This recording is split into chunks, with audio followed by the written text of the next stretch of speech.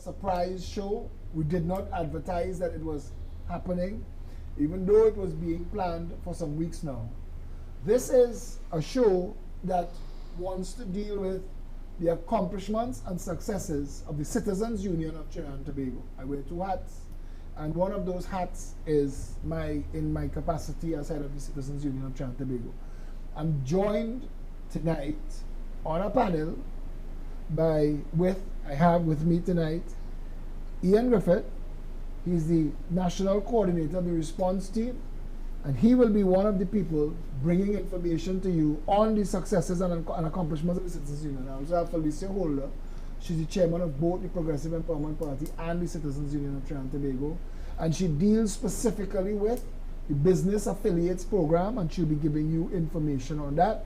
We have Indira Singaway, who will be giving us Singaway. No, you know what? Siri, when I ask Siri to call Indira, Siri says Indira Singaway. So that's what I said. Because this is the first time I've had to call her last name. Anyway, Indira Singaway, whose job will be to be giving you some of those accomplishments. And of course, no show on a Thursday will be a show without our HR consultant in chief, the one and the only, Stephen Matheson. Good night. And Happy New Year, Stephen. I don't think I spoke Same to you all. Did I speak to you? Yes, we spoke since the New Year. I think we that did. The director needs to adjust your camera a little bit because you're picking up the top of Indira's head more than you. So, so we have to deal with that. This show is meant to be an opportunity for us to show that even though we spent the better part of the last year focusing on the politics, the Citizens Union of Trinidad and Tobago was not idle in any way, shape or form. Our membership continues to grow, as does the business affiliates that works with the membership to give them a better quality of life. But one of the things people join the Citizens Union of Trinidad and Tobago for is to have someone to turn to when the system fails them.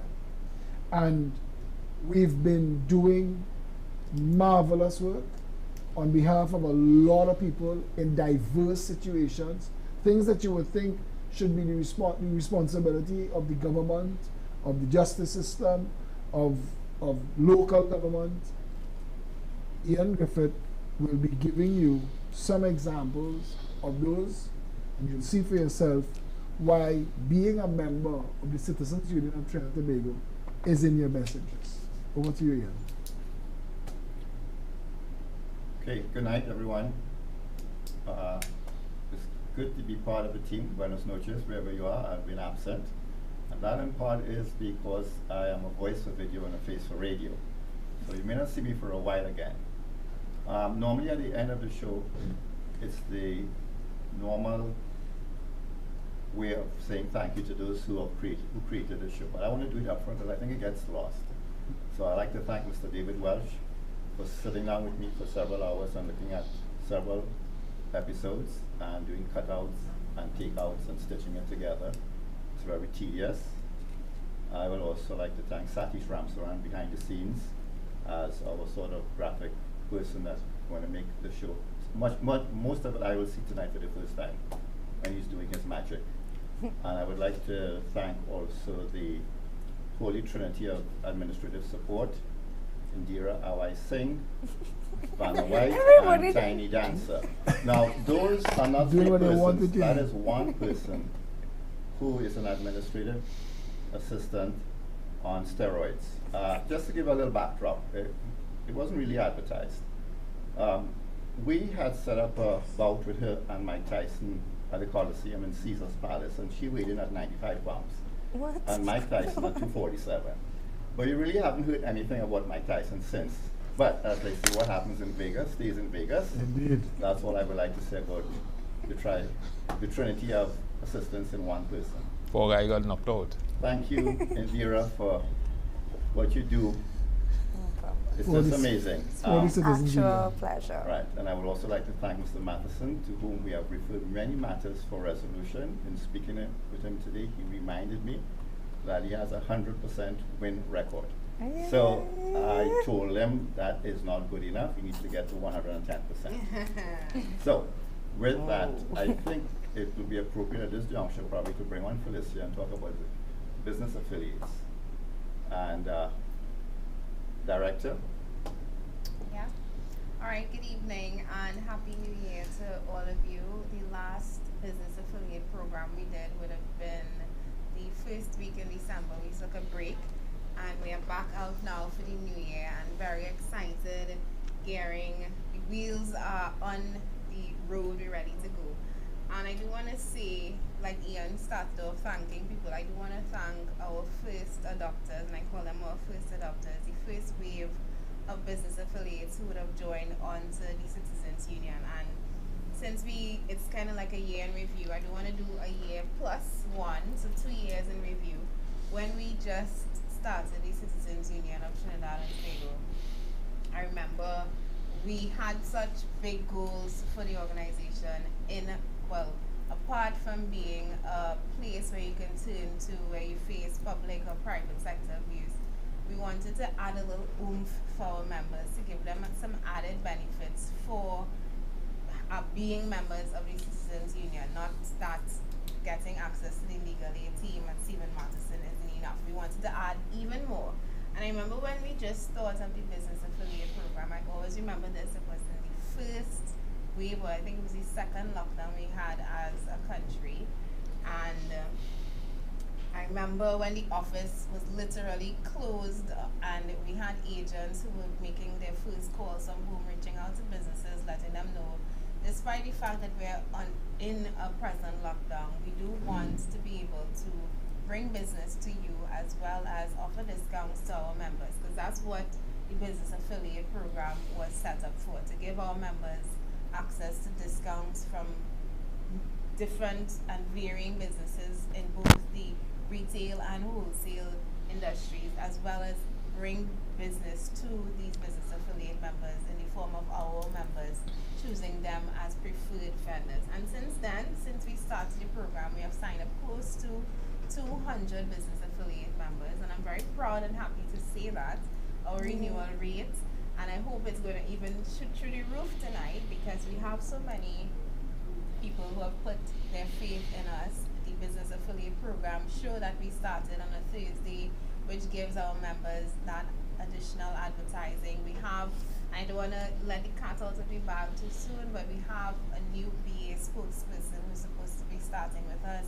We have Anna, who is working on the business affiliate team to sign up. She sent me 2 new members who signed up today.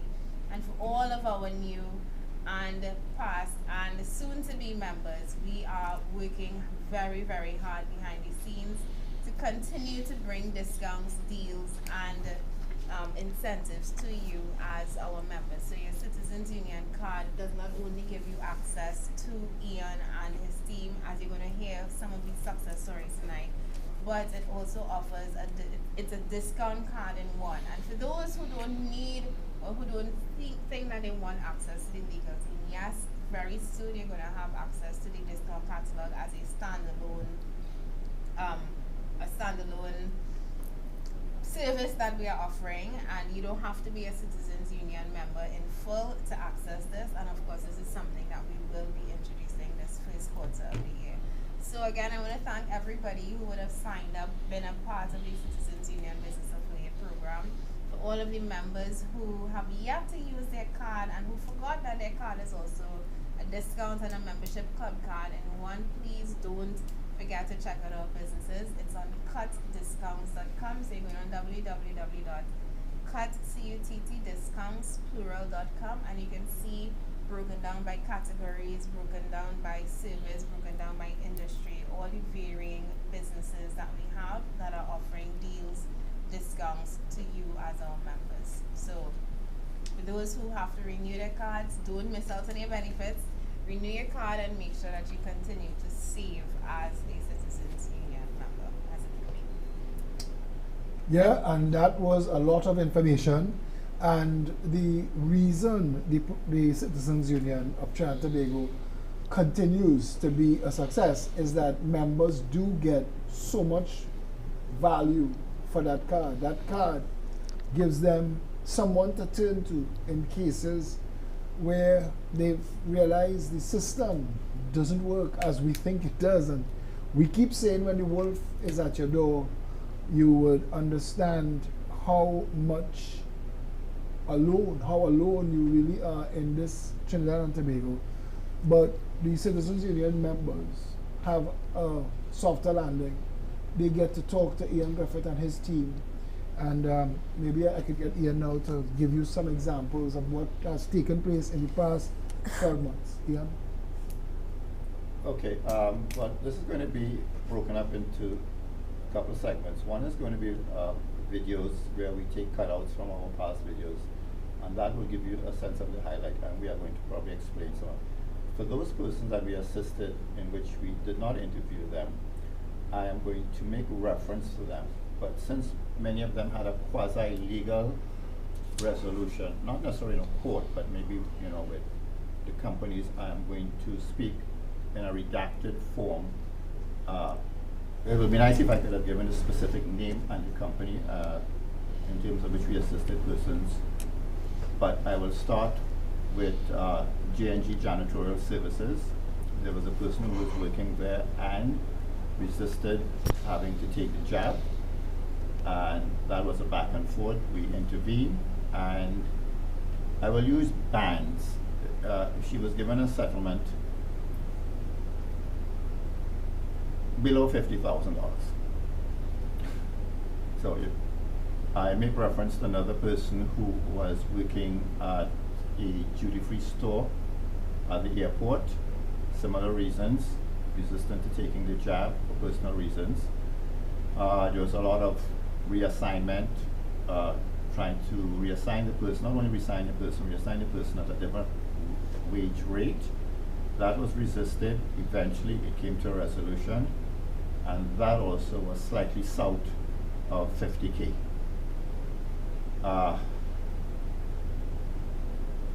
There was another person in the telecommunications arena. Similarly, again, I guess I was looking at the notes, that's the apex of the jab mandate and push. Yeah. And there were several persons who resisted it based on either their own research or knowledge or the alternative information that was out there, as opposed to the information that was being foisted on persons, not only in Trinidad, all around the world. So this person in that particular case was slightly south of 100,000. Again, a non-disclosure agreement was discussed and proposed, and it was agreed she should sign it as not to bring the company into ill favor, and both parties seem to have walked away very amicably. I remember one of the people that came to you at the height of the lockdown was having difficulty being rostered to work because he did not want to be vaccinated. And you took on that company, and the gentleman in question was offered a separation that allowed him to go off into his own business now. Huh? That's correct. That was one of Mr. Mattison's first wins. Oh, that was Mr. Mattison's win. Well, maybe we could get Stephen to talk about that. Well, from time to time, you all will refer matters that are somewhat difficult, and I would deal with it. And so one of the good things I can say is that all the matters that have been referred by your organization to me have been result in some kind of success. So that would have been one of the matters that would have come to my office, and we would have dealt with it over a period, and it was settled successfully. I find that was a very rapid settlement. Yeah. That is industry standard for something to be resolved so quickly? No, well, usually matters will go the 9 yards. So sometimes, if there's a dispute between an employer and employer and an employee, usually if a trade union takes it up, it will report that matter to the ministry or to the minister under Section 51C, and that matter would result in some kind of conciliation at the ministry. And if for whatever reason the matter was not settled there, then the minister would issue unresolved trade dispute certificate under Section 59 of the Industrial Relations Act, and it will be, the matter will subsequently by the union referred to the court. And when it goes to the industrial court, it goes through a process. It would start with probably similar kind of conciliation, or case management would lead to a conciliation, and if it isn't settled there, it will then go downstairs to open court. That process in itself could take upwards of 3 to 4 years. So if you are able to settle a matter without even going to the ministry, then I would say that is a successful thing. And how you usually get there is, sometimes you would want to impress on the parties the need for settling it, not having to go the other route, because it could be costly to an employer, and if it is a matter that the employer will ultimately lose anyway, it becomes even more costly, because you're paying all the way to the court. My fees is like $3,500 an hour, and you will have to pay somebody like myself to take your matter from the ministry to the court, and every time you go you have to pay that, and then you lose.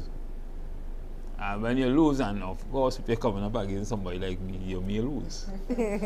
So when you lose, you now have to pay what the court in arbitration, what the court tell you have to pay. Yeah. And some employers even resist that. But when you resist that, there are means by which you can force the employer to pay. So you can ask the court to look at it as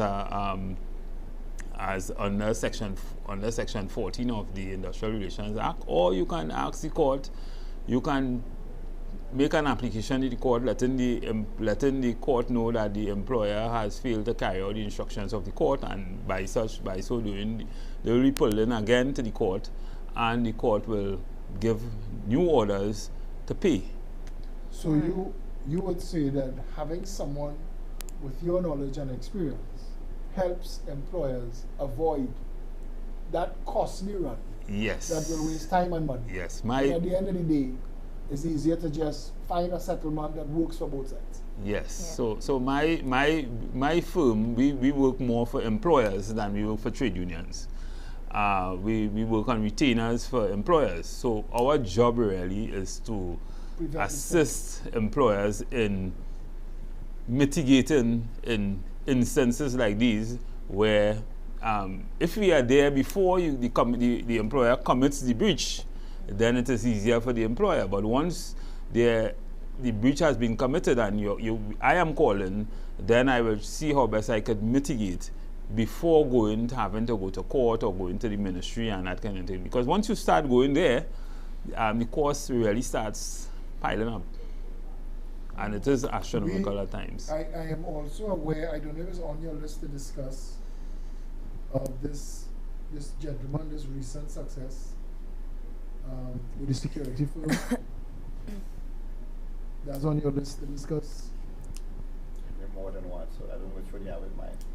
Our good friend Paul assisted us with. Paul.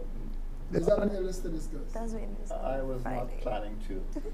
No, but that's another one where, okay, so I won't go deep into the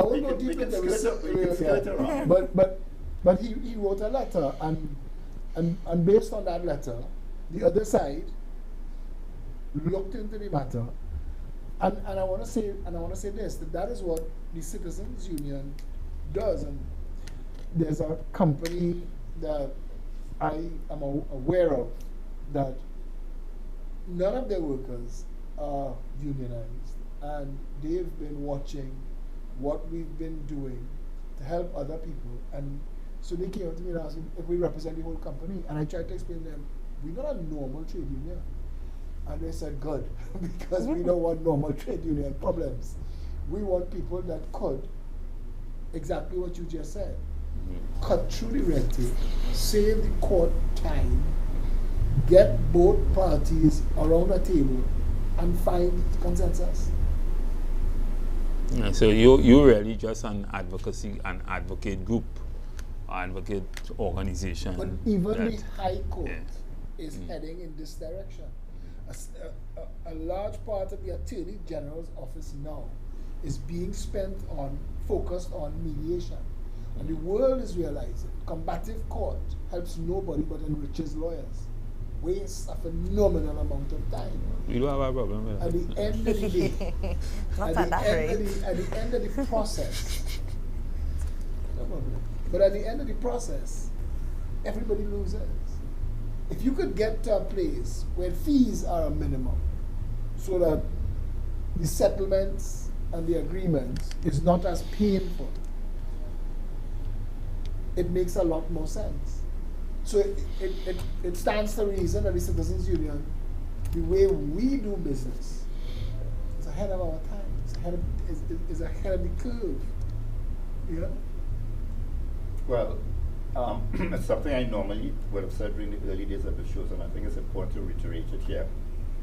The word union in this conversation is getting conflated with union as you would know it. Trade union. Trade union. So, you know, the usual suspects, you know. Mm-hmm. So, but we are a union in the sense that you come to us, depending on the nature of the problem. It's not always labor related, it's others, but since we are talking about the labor, some of the labor issues at the moment, and that's where you come in, Mr. Madison. We then vet the situation and refer it to you. In the case where you had your first win without bringing the company into disrepute, just to give a little background, this company took the initiative to send out an email to its clients asking whether they wanted a jobbed or unjobbed worker. Needless to say, at that time, with everyone seized with fear, they all said they wanted a jobbed worker. So the one that Mr. Madison came to us and that was referred to Mr. Madison was actually asked to sit it out until a client is amenable or agreeable to you going to their location to do work unjobbed. And that took place, that never took place. So the person was actually at home for months. And periodically, we advise the person to go to the company periodically and inquire, is there work for me today? And they would say, we do not have any plans. So responded that they would like an on-job employee coming onto their compound. Just to give a little background without, again, getting too close to it, the type of work in question here, this person didn't have to interact with anyone. Right? You're assigned to go to a building, residential or commercial, do what you have to do. It doesn't necessarily have to be a building, it could be a property. And your interaction with a person is low Minimum. to zero, yet that person was denied that. So I think that also is one of the contributing factors to speak to the person, get a sense as to what the situation is, and then present it to Mr. Madison in what we can say pre-cooked. Pre-cooked. And I then like he that. warms it up. I don't remember what rate or hour he said because it may have just gone over my head, but I don't think it's much. I think it's a low amount. No, it's okay. Don't have to. No, I didn't charge you all. I still the bill's still percolating. All right.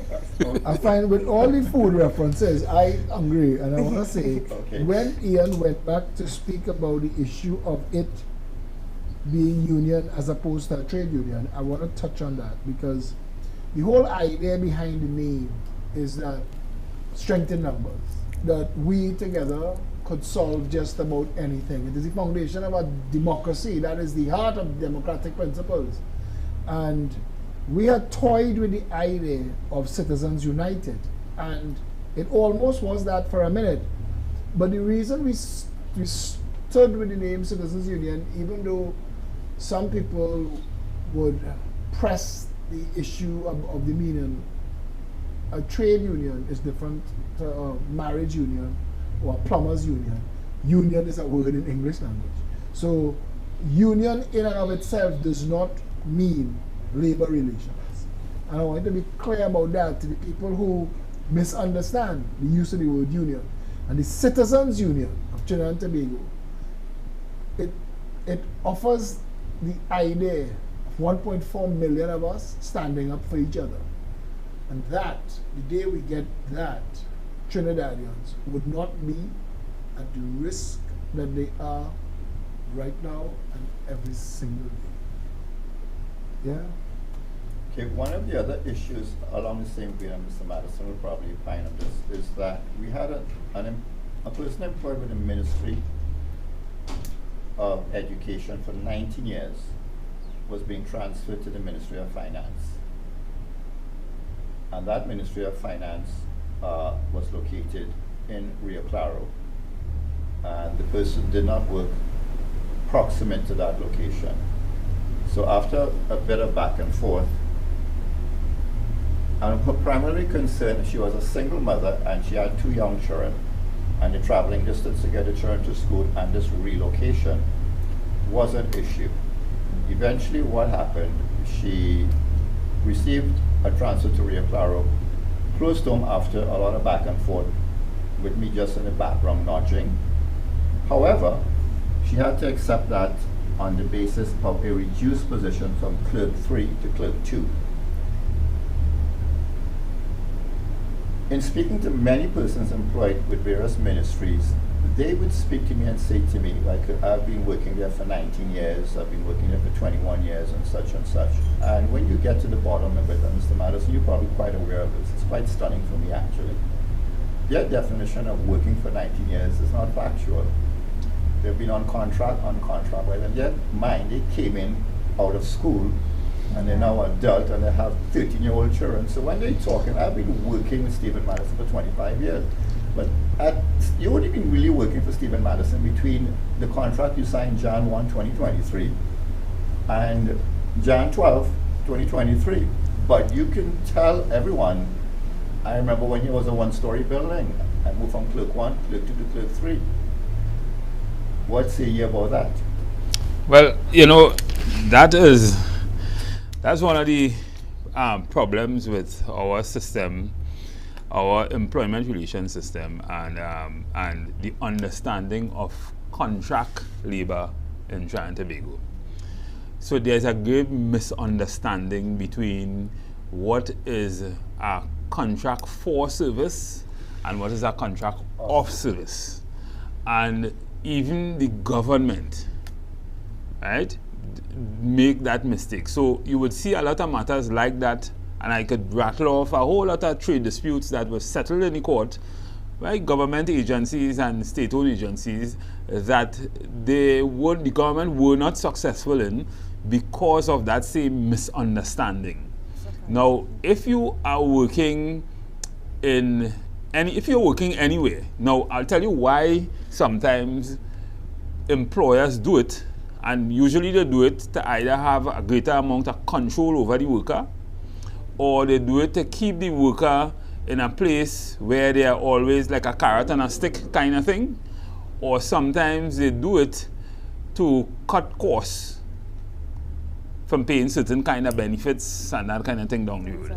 But in the eyes of the court, it is a wrong thing. And let me explain. If I'm working for you and you give me a contract saying I'll be working on a contract as a contract worker for 2 years, and at the end of that contract I'll get a gratuity, and then I will be going home, more than likely you would have given me that contract because the project for which you are doing is carded to last for 2 years, and at the end of that project, at the end of that 2 years, more than likely the project would end. If the job for which you give me continues to exist and you re-employ me in the same position, give me the next 2 years, and at the end of that 2 years, the job continues to exist and continues to exist and continues to exist, what you have created is a situation where I, the worker, now has a reasonable expectation to continue working. Right. And that relationship that was created there is the same relationship that is created in what you would call an employee who is not on a contract and is on a permanent employed permanently. That's how the court sees it. Now, there are other elements that would also identify it as what you would call a permanent worker or a worker, an employee.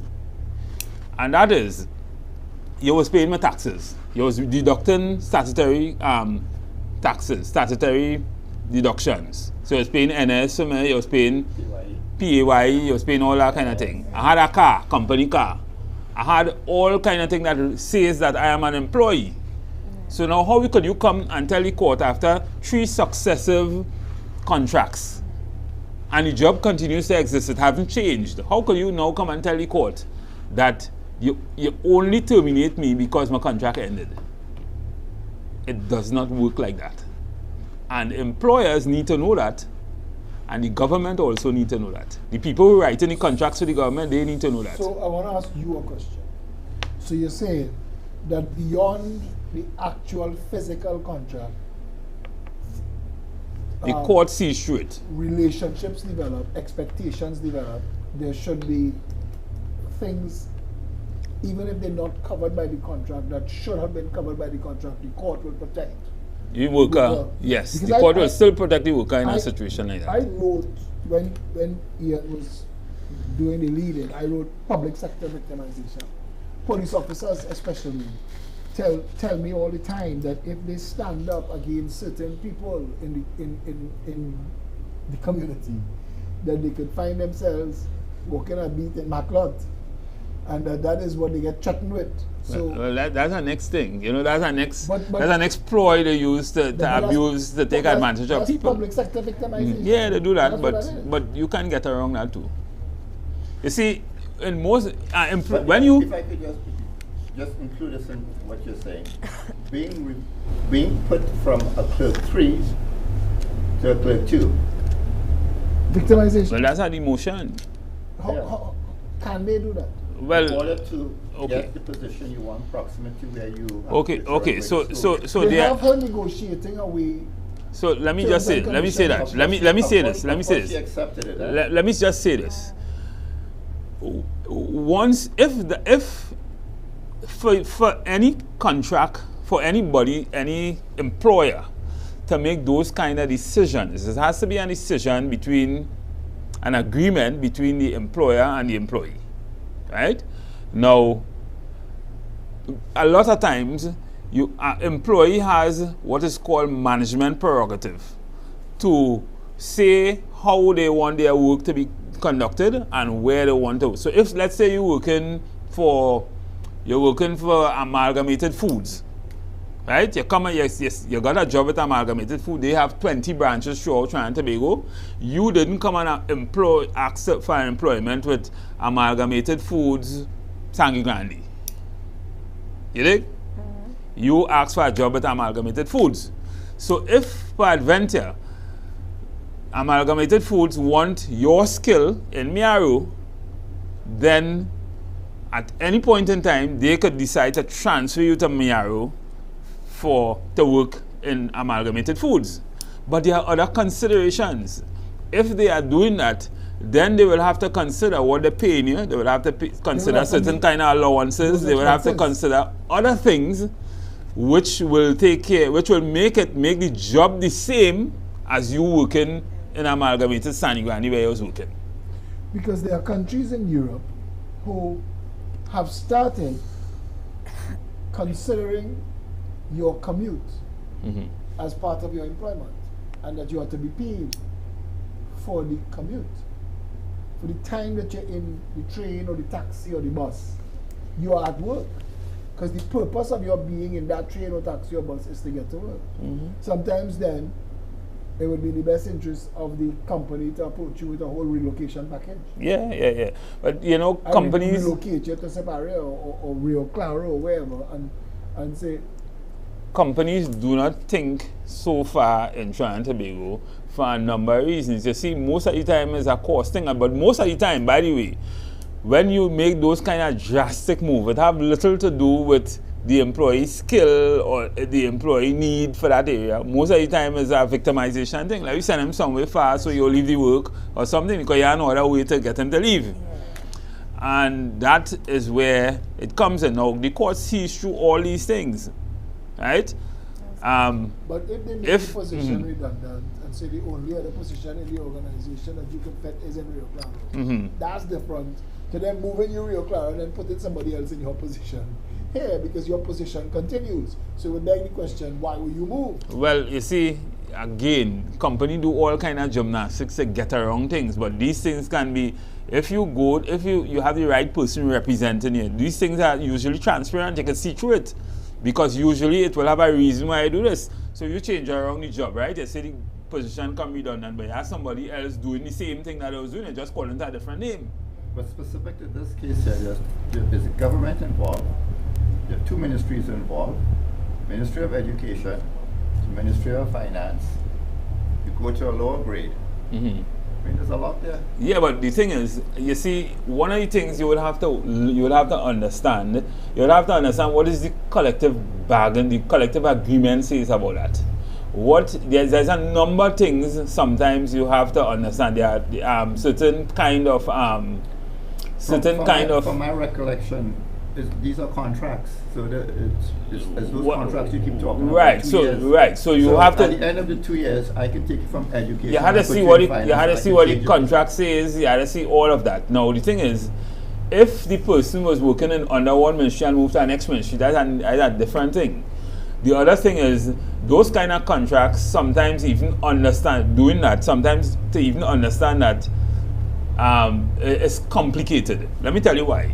Because here you are saying that the person was working on continuous successive contracts. In one ministry. In one ministry. Same position in another ministry. But they moved to another ministry. Okay, but how could you have gone up in a grade if you was working on a continuous contract? If you was working on a contract, it's not a grade, you can't move to one grade or the next grade. That's a grade, right? Right? You have to be 1 and 2. No, that's an anomaly. If you are working, and if that happened, well, somebody would have to explain that. Because here what? If I am working on a contract, and I have a contract as a grade 2 officer, XYZ, how could I reach a grade 1 officer in the same place? Unless the contract change and I agree to that, or something happened. Well, not wanting to leave us stuck on this, you're saying, and I because we have other things to cover, you are saying that this person has rights and this, if brought before the courts. Well, maybe, you see, again, I don't know what the contract says. And the other thing is, the person would have gone to a new place, taken up a new contract. So that person start like from scratch. And that's the point. And accept something from scratch. Right. So that might be difficult to. They're coming from a position of entrenchment, not in a bad way. I have been with the Ministry of Education for 19 years, 20 years. Those are some of the unfortunate things. For them, I mean, they remember leaving school and going there. And so what happens? I knew you're speaking about the contracts, but in their mind, it's hard for them to get the mortgage, to get the car loan. Right. So what happens is that the contract the government will have under the Ministry of Education and Service Commission will have positions in the ministry that is what we call is part of the establishment.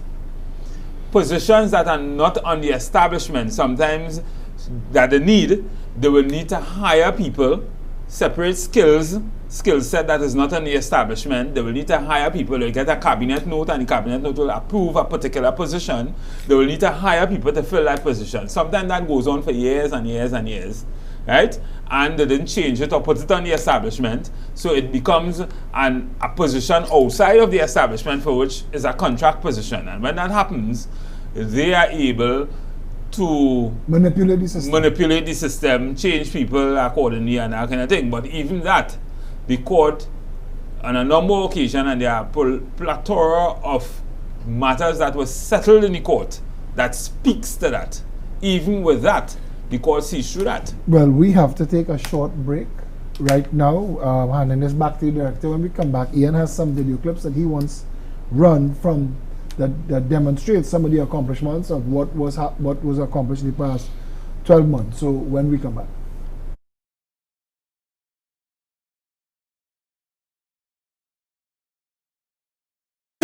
Darren's Air Conditioning Services. Professional services at affordable prices. They have air conditioning units starting at $2,700 with free delivery, installation, and Wi-Fi ready. We supply Pioneer, Lennox, Comfy, and Infinity, all at unbeatable prices. Servicing of a 12,000 BTU at only $150. Don't forget to check them out on Google, Facebook, Instagram, and TikTok. So contact Darren's Air Conditioning Services at 749-8245. Darren's Air Conditioning Services. Professional services at affordable prices. JC Men, Gen Couture and Studio 52. Your one-stop shop that meets all your needs.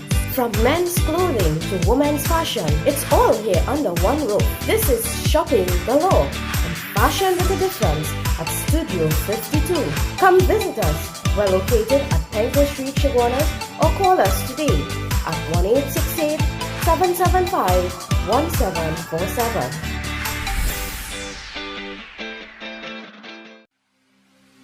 Retrenchment Homes, a loving, safe, caring senior care living facility where your family becomes our family. Our experienced caregivers are trained and overseen by our registered nurse who has years of experience in psychiatric nursing and working with geriatrics. We provide a safe living environment for your loved ones. Come and visit us. We are located at 4 Roads in Diego Martin. Retrenchment Homes, we are family. View us on Facebook, Retrenchment Homes. Contact us at 684-2873 or 468-3186.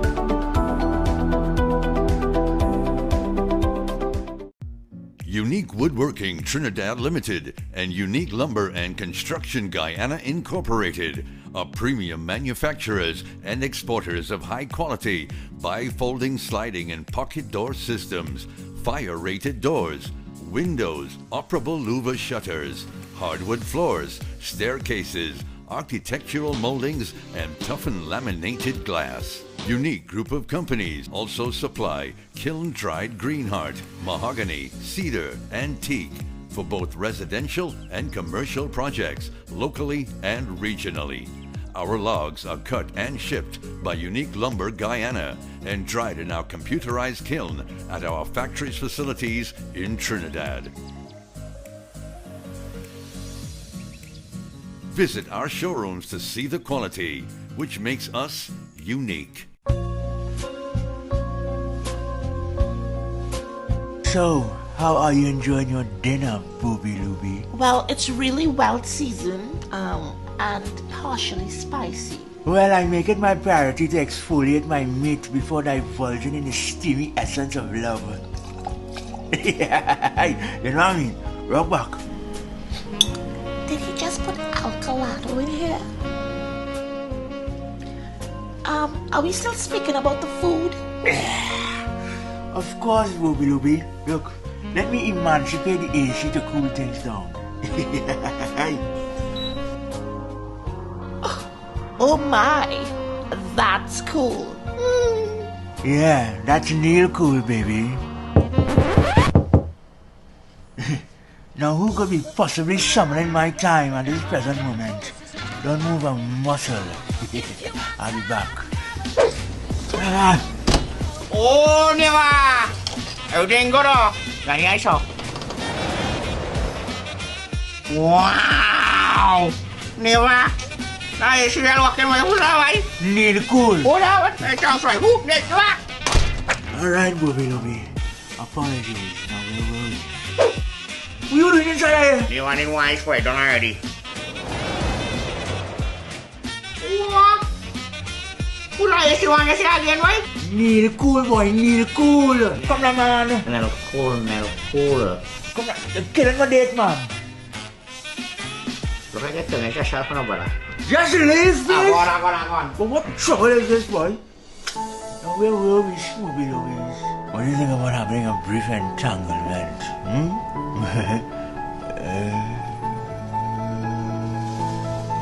Yeah, have anyone else? I tell you, Neil Cool, boy, Neil Cool! Just come out of my place for Oh, man, yeah, if I'm not place, I know so much. He doesn't overdo it. You get inappropriate, man. Oh, shucks. Man, cramping my style, man. Rock back.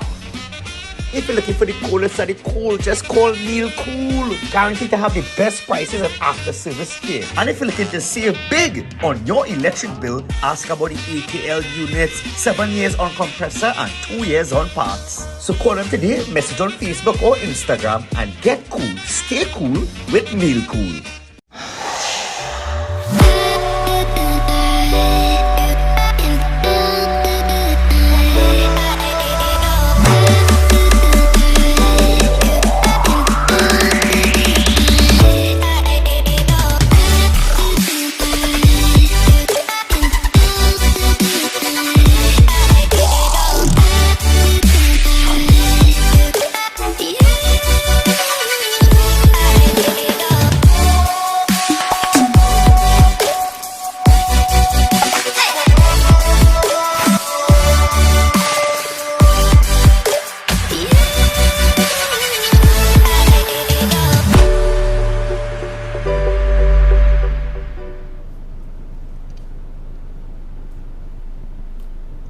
Hi, okay, before we get into some clips, I would just like to give an example of 2 letters we had to write on behalf of 2 independent citizen union members to 2 different regional corporations.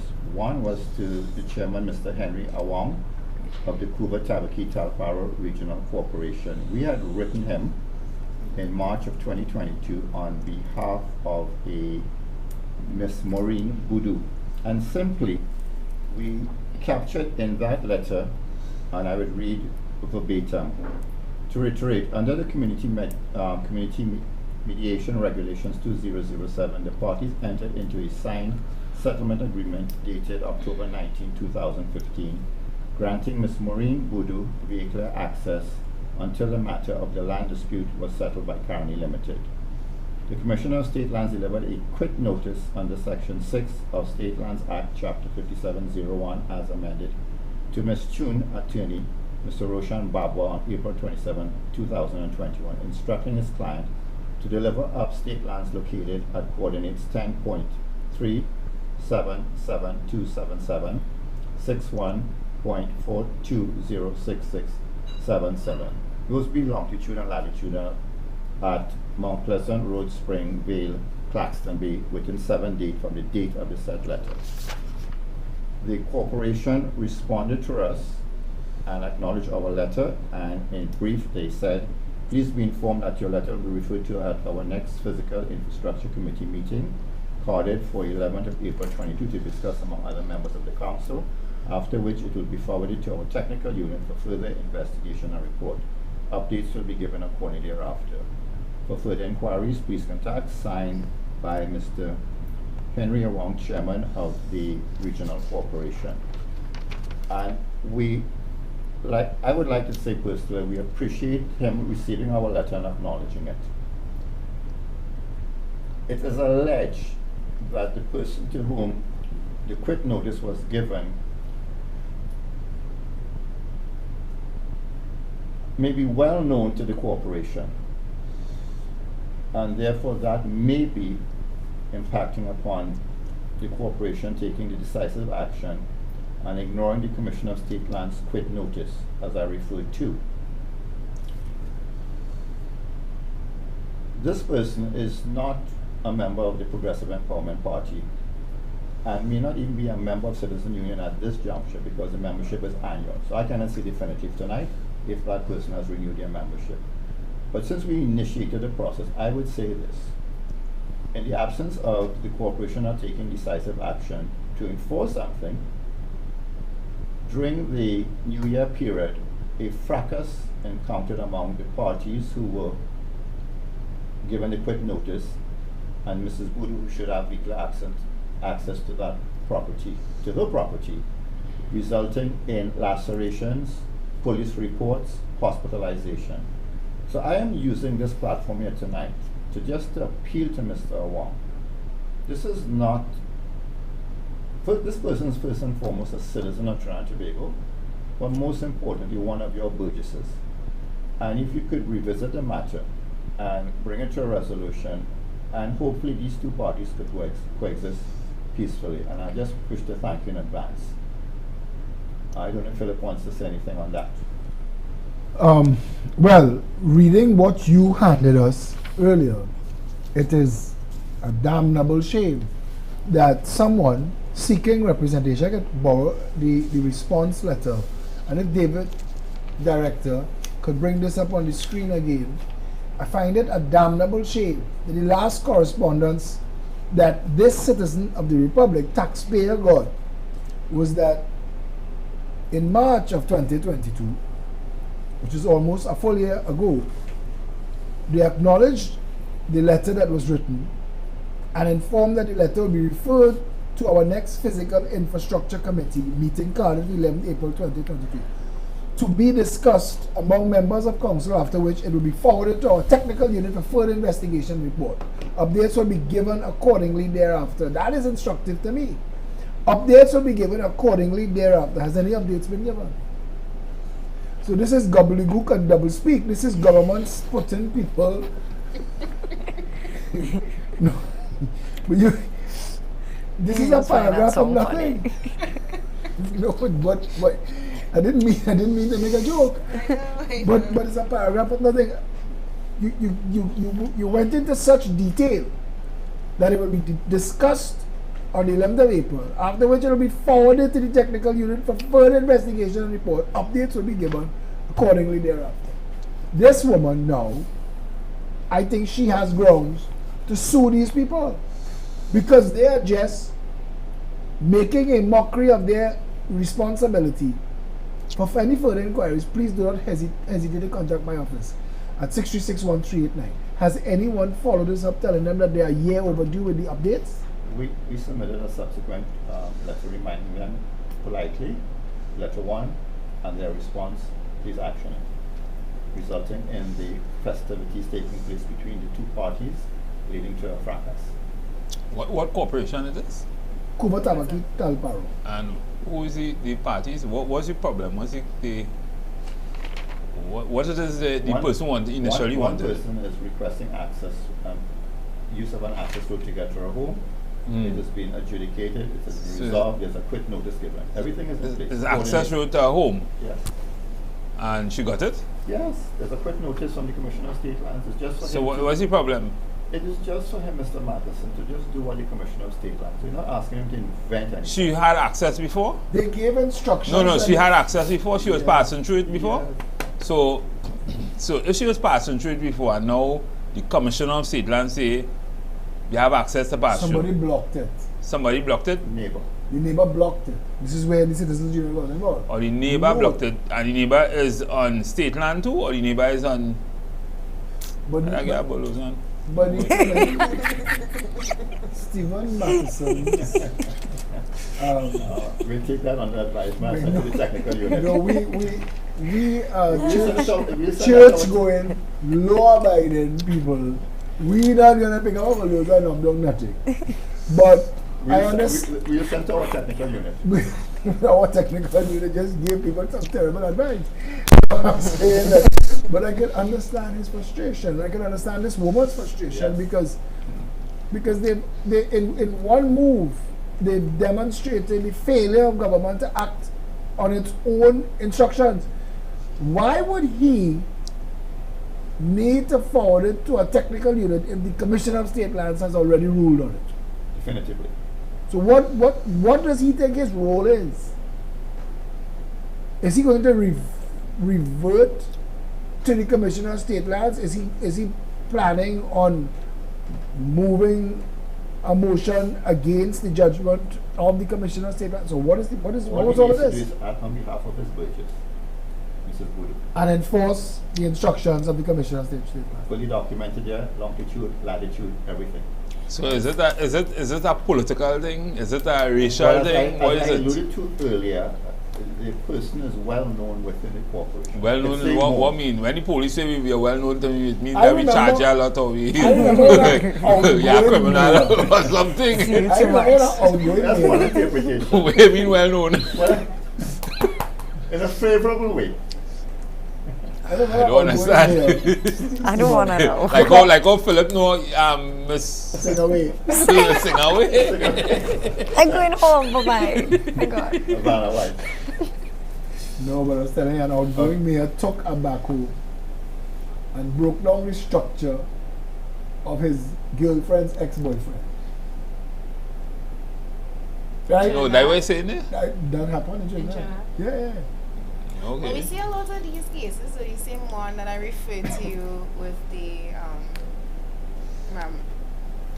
Orlando, and I can't remember their last name, but where they had the private access road and somebody built on it and they have a letter saying that this is what needs to be done. This lady who came to us, Yeah, that who way. followed the prime minister around the country And got him to and got him to say twice that they That need to he demolish called the out wall. the mayor in a meeting because it was Yeah. in the constituency and the mayor promised to look into it. But this is a country where there's a street in And the mayor don't want to move it, still don't want to do it. There's a The street mayor in- is the prime minister, who you mean our present prime minister? Current prime minister. Yeah. And which She mayor? literally This is stopped a the mayor man. under which PNM. okay. Yeah. But you see what Well, that mayor Ian- can get moved. what Ian is alluding to is that, and all through Trinidad, all through our systems, people could get their way by connection, Yep. despite what is the law or ruling. Mm-hmm. So when you say just now, in jest, take a bulldozer and break down whatever it is, people live in this country watching In fear of the politicians. people get away with wrong. Yeah. By wrong. connection. But somebody could tell you, I remember in another life, I used to be in the nightclub business, and if there's one thing the security used to hate, was the people who always, their go-to response was, you ain't know who I is, or That look again, you know. I'm on my movie shoot. Yes, you I am. no, we had a, anyway, That's how the game is played. But I just, Right. So I want to address, and I specifically chose these two because they have to do with regional corporations. The other one is the San Juan Regional Corporation, written to Diane Lacan. So we write on behalf of one of our members, Mr. Curtis R. Wong, Citizen Union. A member of Citizen Union. Mr. Wong has resided on Picton Street, San Juan, a residential neighborhood for approximately 50 years. His primary concern is the use of the neighborhood in general, and Picton Street in particular, as an alternate route by maxi taxis, 40-seaters, dump truck, 10-wheelers, heavy T and PH operators with the attendant incessant noise and plumes of carbon monoxide and diesel exhaust and loud music respectively. I do not have the litany of persons this person wrote. I think the only person who didn't write was the late Queen. Right. Now, the Motor Vehicles and Road Traffic Act 48.50 at page 160, noisy vehicles, motor vehicles 43. Any person driving or in charge of a motor vehicle which causes a loud noise to be an annoyance or disturbance of any person is guilty of an offense under these regulations. In short, a complete degradation of the quality of life for the burghers and constituents. Now, this letter was sent off to Mr. Alwari as Minister of Local Government. It was sent off to Alderman Anthony Roberts, Chairman of the San Juan Regional Corporation, and it was also copied to Saddam Hussein, MP. So that's who we copied it to. Now, before he gets to us, these people normally exhaust every person that they will shout for. The Citizen Union is what you call the last port where the ship pulls in before it sinks. Now, we haven't gotten a response, unlike Mr. Wong, and I thank him again for responding, notwithstanding our jest of his technical unit. You know, we like to have a little banter. I would appreciate if someone seeing this video can get on to anyone in the Laventille Regional Corporation on behalf of their burgess not citizen union member, a citizen of Trinidad and Tobago, Mr. Curtis Awang, and I alleviate his suffering, I can suggest here simply, right? And to say that he has reported to the police on several occasions, and I would just suggest in the first instance, signage probably on that street, which is primarily residential, no commercial vehicles. And then probably ask the police at the corporation, or if there's a city police, I'm not sure, I know there's one in the Port of Spain Corporation, to take the requisite action and say, okay, but there's a sign saying there are no commercial vehicles. You have an 18-wheeler, you have a 14-wheeler, you have a 92-wheeler, whatever it is you have. Well, that will be a first stopgap. Now, if there is something else, Ministry of Works can do whatever, but we are not trying to say, what we don't want is for the solution to be so complex and so protracted that he dies there in the noise. Well, I want to say this from a technical standpoint. That may not necessarily be a very easy thing to solve, and that might be the conundrum that the ministry or the regional corporation is faced with. Now, one person having problem with noise is like everybody who lives in a noisy area having problem with noise. What are you expecting that they will send? Just now, allow me to finish. No, let me just add this. The whole street is having noise. He is the only one with the testicular fortitude to take on this work. Okay, but what I'm saying is, are you see, that involves a whole lot of different things, traffic management, all kind of different things. That's a street where cars pass. You asking, what are you asking the government to do? The street is used as a shortcut to avert using the street, the main street for which there will be no opposition. Yeah, but here what you asking for? You asking for them to put up a sign, no commercial. How you could determine what is a commercial vehicle or not, right? If it has more than 4 wheels. No, but I have a vehicle with 6 wheels. Anything that is not a P is a commercial vehicle. Right. Okay. So you're saying to eliminate all commercial vehicles. How different would it be? I driving a car with a P, doing the same thing, a commercial vehicle. Will it cause the same problem? Will it not cause the same problem? The problem is that might be an easy problem for them to solve. I mean, that just may not be an easy problem. And what the solution so what you suggested, it makes it even worse. All right. Well, I know, without bringing anybody into this because I do not have a jacket to attend court as a respondent. To go west, when there's traffic after Westmoreland traffic lights, and I don't mean to be Port of Spain centric for those who are listening and I don't know about the congestion in Hoover or Bal or but people took a diverting route through Westmoreland, Regent's Tower, Bayshore, and used to exit and come onto the road just before Linden's. And that person solved the problem, or they solved the problem. They got the concrete barriers and they put it up. Yeah. And then they put up a nice wire gate, not chain link. And they have a little pedestrian gate that if you wish to walk through as a domestic assistant or a gardener, you could enter there. But you stay in the traffic as you do the ascent by Goodwood Park and take out a good book or get your Kindle and read. But you're not passing through as a shortcut. So this is what is happening here. Well, there's congestion on the main area. We have taken this private road and we're going. Now this them people, them don't have the money, them people also. Right, and they don't have the barrier either installed. Now I know we put the barrier, but as I said, I haven't gotten any suits for Christmas. What is what do you mean by an alternate route? Shortcut? Yeah, that's the example I used there. Shortcut. They're using it as a shortcut. It was never. But it's a residential area. There's no commercial interest. Commercial activity. It's just like when people used to go through that area. But that was resolved. So now everybody stays on the road, 2 linders. So if there's a truck going down 19-wheeler, you just go bumper to bumper until you get where you could turn to La Hockey. No, but I know plenty of those examples, and I want to say that what the residents of Bayshore were able to do, the residents of Broome Street in La Puerta should be able to do as well. And here. Before I reach to here, the difference between Bayshore and Broome Street in La Puerta is race and class. Well, you don't want to see that? But it's race and class.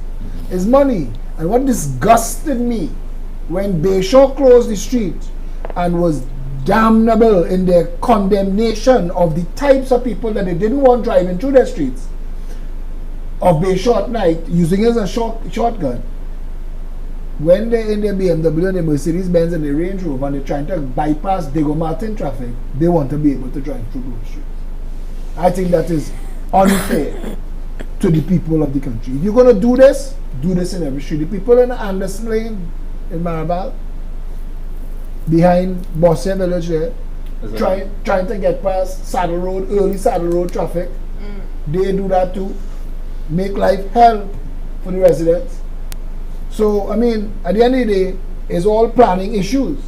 The residents of Bayshore could have never get away with that if Shagaramas wasn't turned into a party district and it was the parties that was causing this. The rest of the constituencies, the rest of the communities, who is responsible for planning how this thing works? I mean, can't they make the road a one-way between certain hours?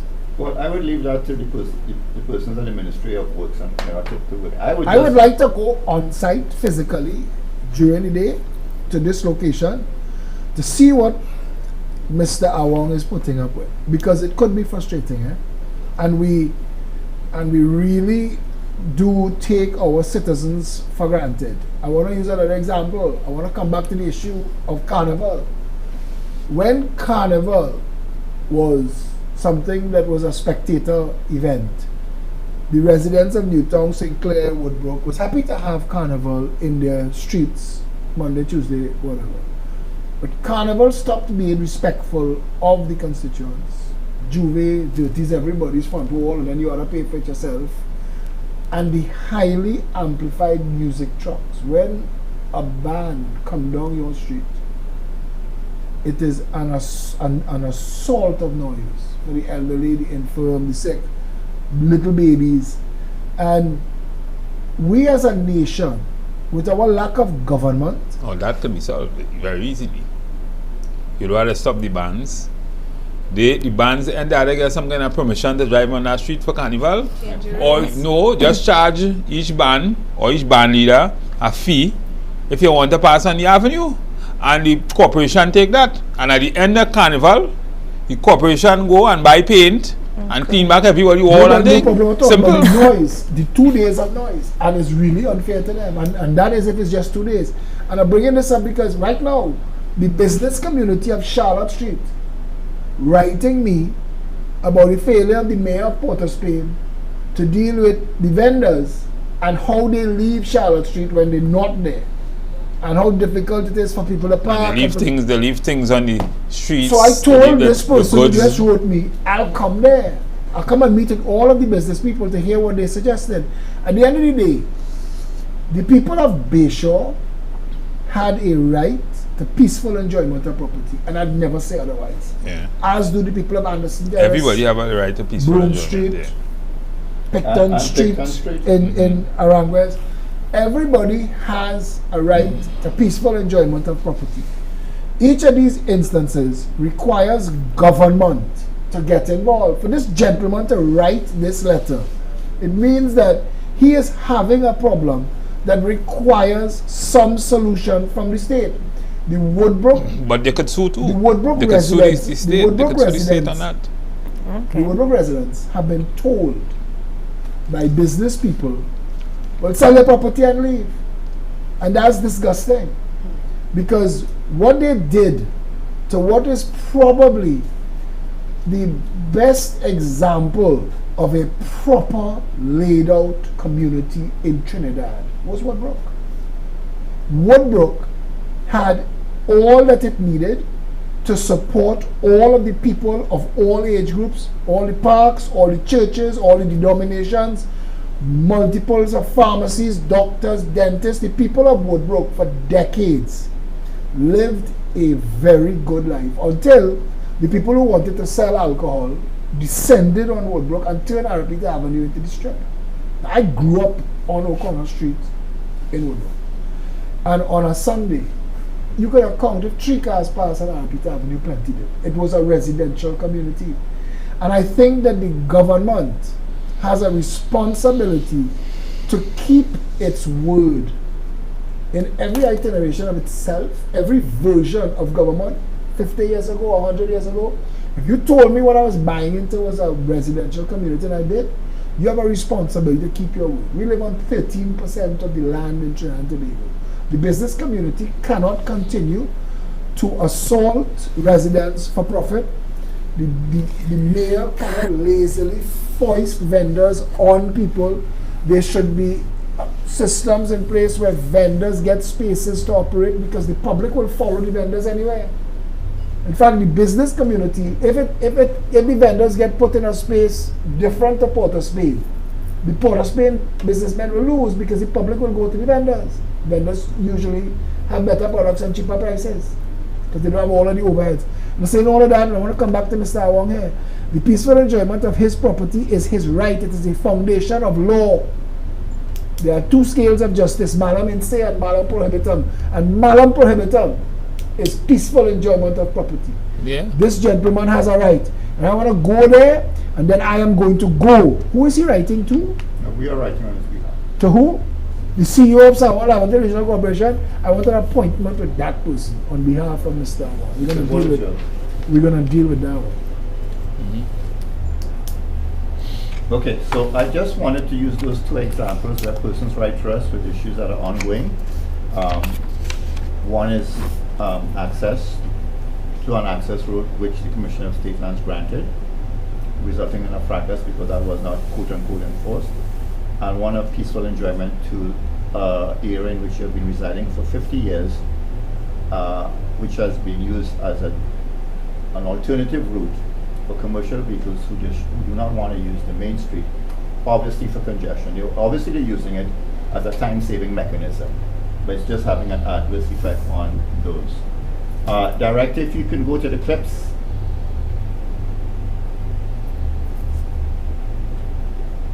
My last job, I was actually, I wouldn't call it dismissed. I was let go without any notification, nothing, and which came to a surprise for me. What happened, I went to a government facility and I was referred to a union that took my case, and it was an ongoing process. What happened was that we eventually settled on the case, and it was dragged out for a period of time. It was very difficult to collect my payments from the union, which at points they had a couple of my checks sitting there for a couple of months. It was very stressful. This was going on for months. It was very stressful. I wasn't working and still not working at the time. And I was having a difficult time with the union because every time I tried getting in contact with them, nothing was happening. They weren't returning my calls. And finally, I got to the point where it was like I had nowhere to turn for help. And I was actually referred to Citizens Union, and I was referred to Mr. Griffith. Actually, Mr. Griffith is the one that took my call. And one thing I must say is that they were very helpful, because at the point in time, I was financially strapped too also. And I became a member with them, and at that point in time, I did not have the money to join them. They actually worked with me on it. Mr. Griffith was very on hands with the situation, which I was very pleased. We got in contact with the union, and they were literally giving us a runaround with these checks to collect. Mr. Griffith actually came One day he said, we're going to go to where the checks were held to pick them up. The checks were always, my last name was spelled incorrectly. We had to go back. It was just a bunch of runaround we were getting. So my name is Abigail, and I am an estate constable at the Port Police Department with over 9 years service. In November 2021, I arrived at work for duty, and I was placed under the care and control of a particular supervisor.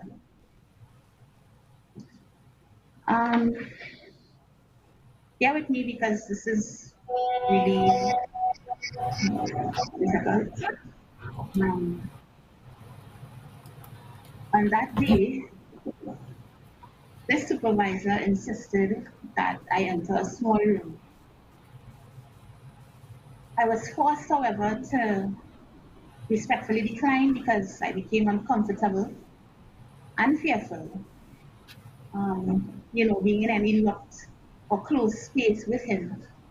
I took this position as the fear of a previous encounter with this said supervisor came flooding back. One dreadful afternoon between October and December 2019, while performing my duties, I was violently attacked. I am Joel Latif, a resident of Belmont, Port of Spain, and former employee of TSTT. I joined TSTT in the year 1991, exited the company as a supervisor at the Contact Center Operator Services. Right, so I actually gave the company close to 28 years of service before being retrenched. But we, from the 2018 group, we were retrenched, and I will have to put it across this way, wrongfully retrenched. Okay? Because I'm saying it like this, straightforward. We walked into the company, reported for duty one day on November the 15th, to be told we cannot enter the building because we are no longer employees. Some of us received this message via email. Some received it directly upon trying to enter the building to report for duty. So it was done like a thief in the night. When we exited the company, we were actually paid something based on an expired agreement, which was the year 2018 salary. Okay, so in other words, what I'm saying, we exited the company in 2018, but were being paid a severance package based on a 2013 expired salary or agreement, I should say.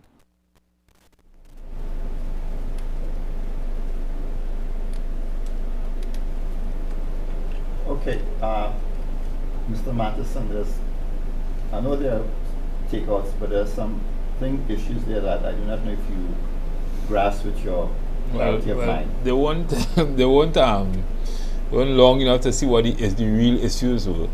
Okay. But I vaguely remember the estate constables from Port Authority. Right. What is the position with them now? Okay, well, let's do the first one in terms of Mr. Fernandez. Here is a person who had a matter with an employer, and a union, not our use of the word, took up his matter, a trade union, and was successful in having him get an award. My last awarded by the court with a timeline to pay him $30,000 in 3 months.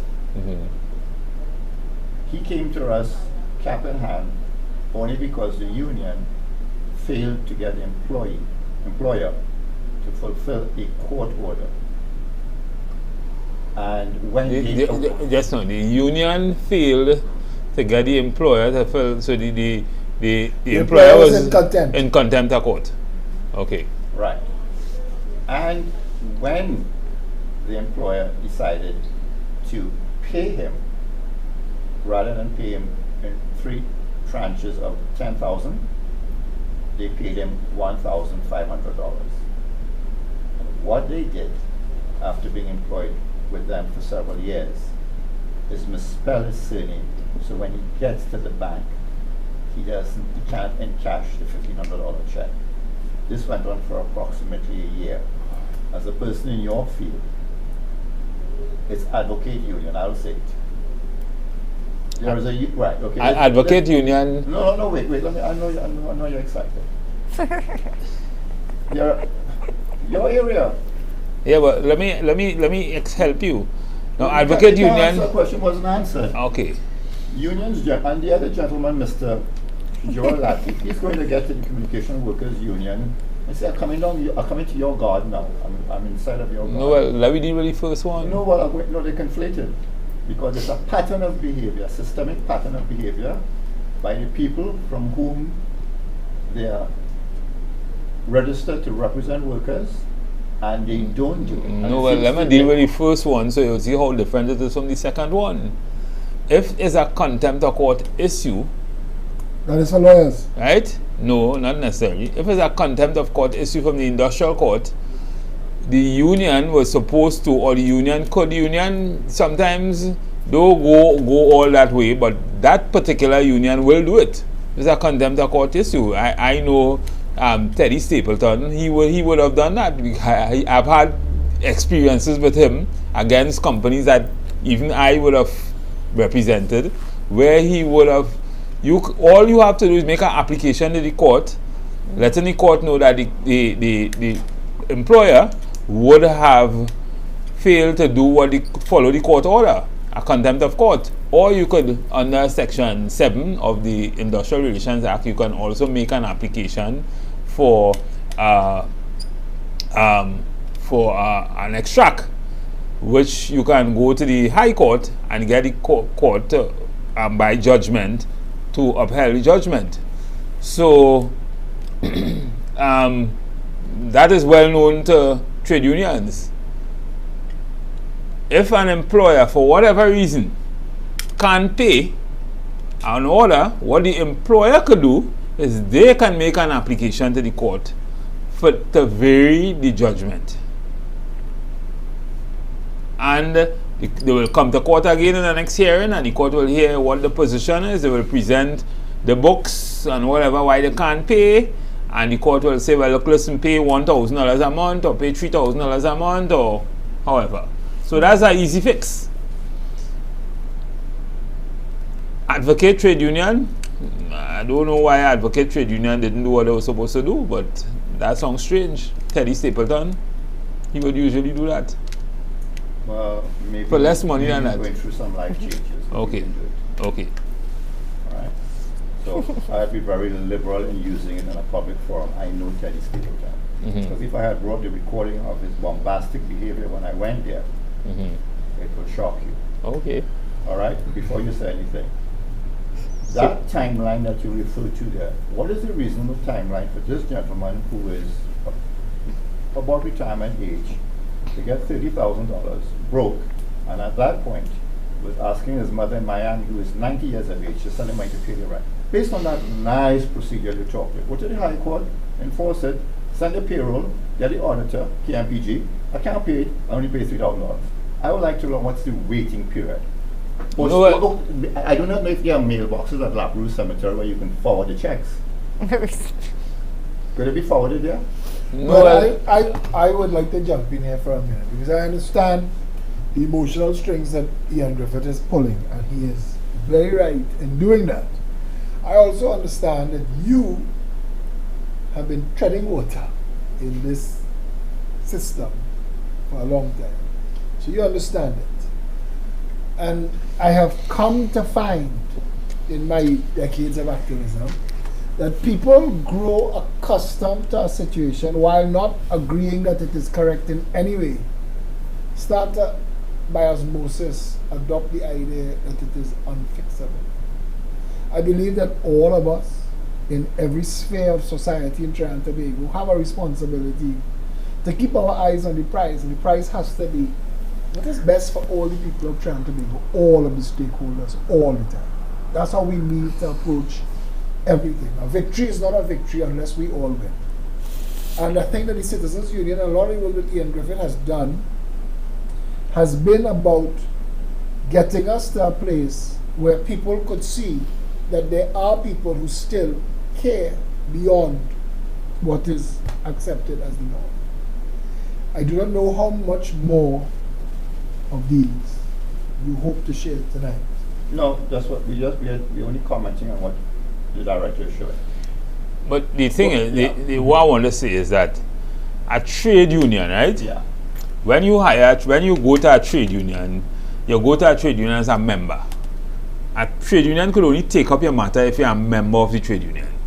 Somehow. Right? And you could be a member by way of being part of a bargaining unit, and section 51A will tell you that, or B will tell you that you can go to bring a matter to the ministry as being a member of a recognized trade union. You can, or C, you can bring a matter to the ministry as being a worker who is a member in good standing, meaning that you could almost join at the point in time when you started your difficulty with the dispute. But in circumstances like that, a union now may have its rules, and it may say, well, if you are a person who walk up the street and come and join the union when you have an issue, we will take you to this point. So we will take you at a cost. We will take you 20% of the the settlement, and we would probably say that we will take it to the end of the matter. But if you win the matter, and the company for who you won the matter against, for some reason they don't have the kind of funds to be able to pay it, or they can't pay it, and the union recognize, well, I mean, is there really no point in going further with this? They may not be obliged to take up your matter further, because there's a cost for them to go further with the matter. As well as they may make an application to the court, letting the court know that you are in contempt, for the court to consider contempt in court. That is a matter for which the president of the court will sit, and if the union sees it fit, will go and ask and tell the court they want the money, and the court will now decide, given the employer's position, how they will pay the money, or if they should make the employer pay and charge and fine the employee, reprimand the employee for contempt of court or whatever.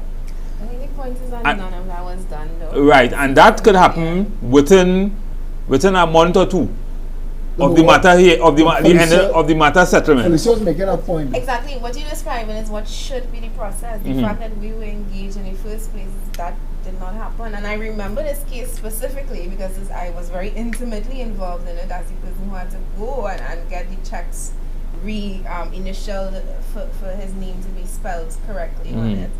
The union had basically left him and abandoned him. And that so many people. No, don't say that about Teddy.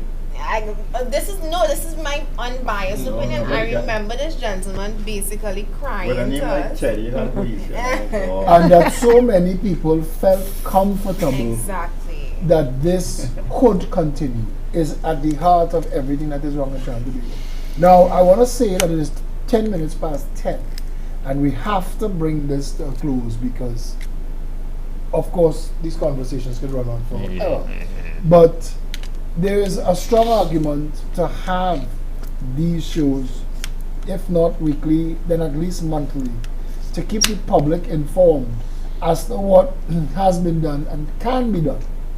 And a lot of these things that have been done here has challenged institutions of state, government, unions, private enterprise. I know there are matters that Ian cannot share, that because of different levels of, I guess, agreements of Or lawyers involved, yeah. So that not necessarily in court, but lawyers speaking to lawyers.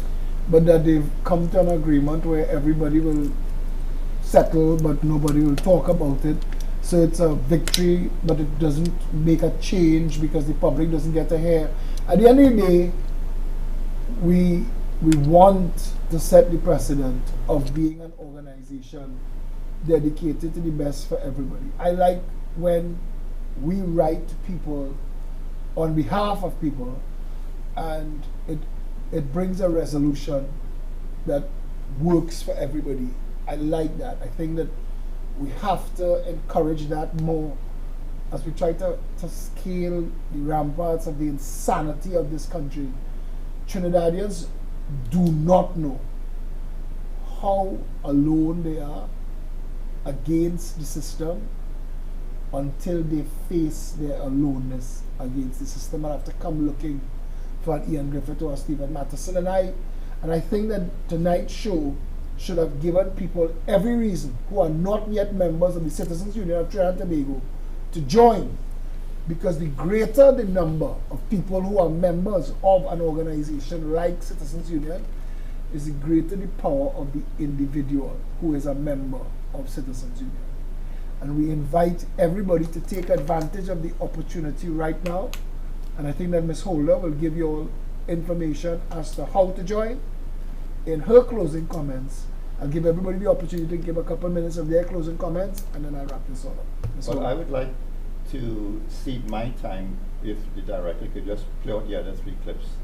And just don't know if you have more clips to play. Just play the clips, and I think the clips are self-explanatory, and then we could go into a wrap-up, and I can concede my closing comments. No. Director, just play all the clips and let them come to end. I was making reference on the comment you're making in terms of the date of birth of the OWTU, and I wanted you to, for historical purposes, navigating between the Industrial Stabilization Act and the Industrial Relations Act. Now, I do not know how many people, those in the relative areas of industrial relations, knew of the Industrial Stabilization Act of 1965. I believe it's March 12th. So we just reiterating that history.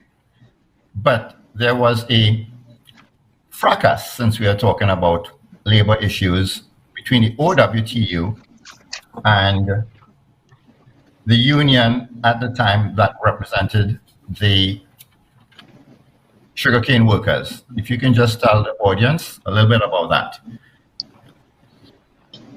The RSA was passed during a period of public emergency that resulted from labor disorder in the sugar belt.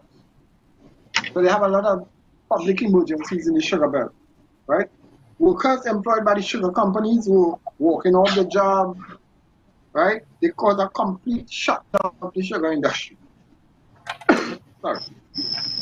It is alleged that the OWTU were making efforts to this recognition for the sugar workers to come under the OWTU as a bargaining agent for the sugar workers.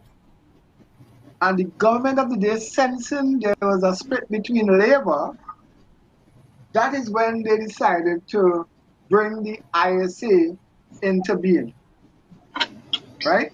So the ISA was brought into being, and it was brought into being specifically to prevent the same squabbling that was taking place, and also to help resolve the issues, especially the issue between sugar and oil, or OWTU and the Sugarcane Workers Union Association, if you want to call it that. And so therefore the ISA came about mainly because of that little tussle that was happening there in March of 1965. Was there a limited state of emergency at that time? Yeah, they used to call it public emergencies at the time. So one was in effect? Yes, at the time. In response to the fracas? This fracas between the oil field workers trade union and the sugar workers. And geographically, where was this state of emergency, quote unquote, applied to geographically? It was applied to the areas, the sugar areas especially, because the sugar areas at that point in time is where all the workers were walking off the job. They were shutting down. There was a company there, So Titan geographically, Live, could I say south? So geographically, could I say south only? Could I say south Central. only geographically? Central, South Central, yeah. Yeah. Right. Mainly Central. And the major sugar producer employed at the time will be Titan Live. Titan Live. And things were getting really, really economically bad. And it's around that period where I was also part of the plan. Thank you. So, Felicia, you actually spoke to the information that was provided tonight. I will succinctly just capture the salient points. The reason this show is called the epilogue, because I knew it could not have adequately covered all of the things that are applicable and beneficial to citizen union members in the employment environment. And that is why it was called the epilogue. It's built into the name. I can say with certainty there is going to be a part 1, 2, and possibly 3 coming out of this, which will be more curtailed and specific. This was to give the viewing and listening audience and persons who are employees, wherever they work, an appreciation as to the environment in which they work and the redress, if any, and how to get it. And most employees, including estate constables, that are members of the Estate Police Association, and let's use the port for example, would have joined the port would have taken the requisite time to get them precepted, and now you're precepted at the port. But nobody goes on to tell the individual precepted security personnel at the port what are their rights and benefits. And the 2 cases that Cutt has at the moment is an example of that, one more so than the other, that they have to rapidly discover how to navigate disciplinary action by the port while they are members of the EPA. And that was part of the reason for having this show, to sort of give a history and an epilogue, and there will be other things going forward. It's going to tie into what is coming down the pipeline. WASA is next, and it's going to be a trending topic. And I presume, I don't know, I don't have a crystal ball, but on the balance of probabilities, TSTT.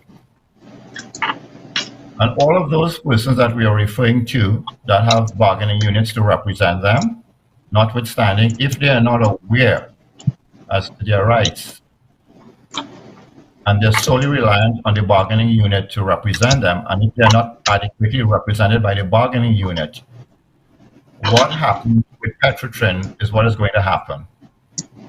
No amount of margin is going to prevent it. Nothing is going to stop that ball from rolling down the hill. And I think this program here tonight is just trying to find a space to speak to those concerns that employees have at the moment, and that will be TSTT, although the 2022 severance seems to be going smoothly. 2018 is still a problem, and WASA right now is in the throes. You spoke about achievement. She was identified as a placed third when your results were announced in 2020. But while I sense you are not focused on results at the expense of the development of the child, she did fall off the radar in terms of a recognition from a personal perspective. Did she share that with you, how her name just came off the radar? Yes, she didn't. When that happened, you're referring to when there was a whole squabble about the first and second place, and parents queried, and the first place was bumped out, and all of that drama really didn't affect her. She was like, "But mommy, it's not going to affect me. Does that, if I fall from third to fourth to last, it's not bothering me, because how does that change the way that I do what I'm doing at school? How does that change how I'm performing in my existing exams, my end of term tests and all of that. It didn't really faze her. And I didn't press to get her involved in the melee that I think was being created more by the adults on behalf of the kids, which I thought was not fair for the kids. I agree with you, but in the case of Aaron Sabero, he, as far as I can tell from the press reports, he reported to his dad, having seen his math results, that he knew he did better than the results indicated. And I presume a parent or a father would have raised the issue at various levels, starting probably first with the teacher, the principal, and whoever is in the hierarchical chain of command, until he lawyered up. Now, while I understand you said the adults got involved in it, I also think it's important that parents understand that if your child is indicating he or she may have done better than the results indicated, and this is a good example of that, when the results were queried, he was, quote unquote, first. Therefore, two issues arises there. This is an educational placement exam for secondary school. It's math, because the two fundamentals are math and English. And they, got it wrong. Somebody miscalculated his math score, only to revise it upward, and he's first. So I understand your passion in the other area, but I think parents and students have to understand that the system isn't working as it's supposed to. And that's a clear example, or as they say in legal terms, a precedent.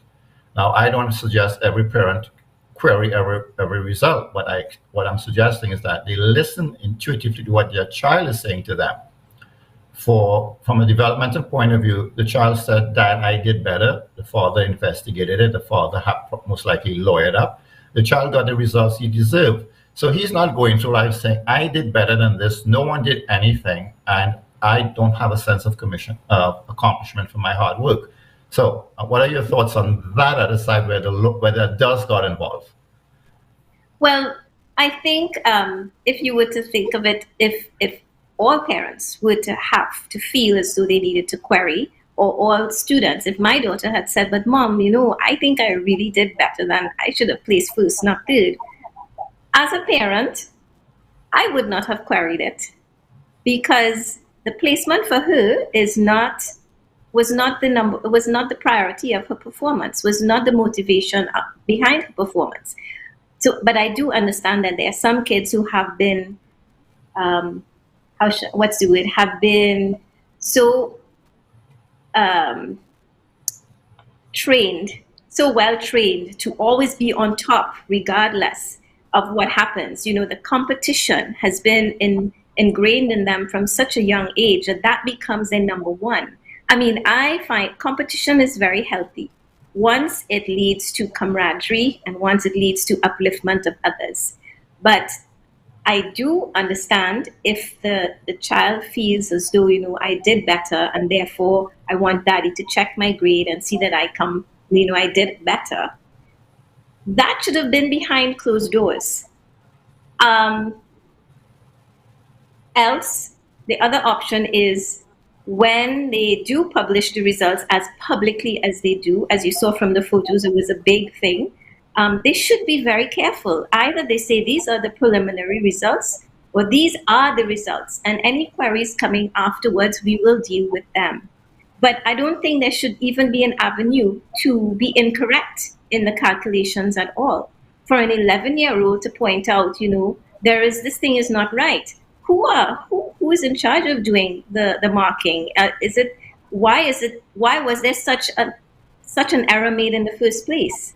So the children are put in a position. And coming back to the competition, I ask myself whether it's a competition for the parents on behalf of the kids, or whether it's a competition for the kids on behalf of satisfying their parents.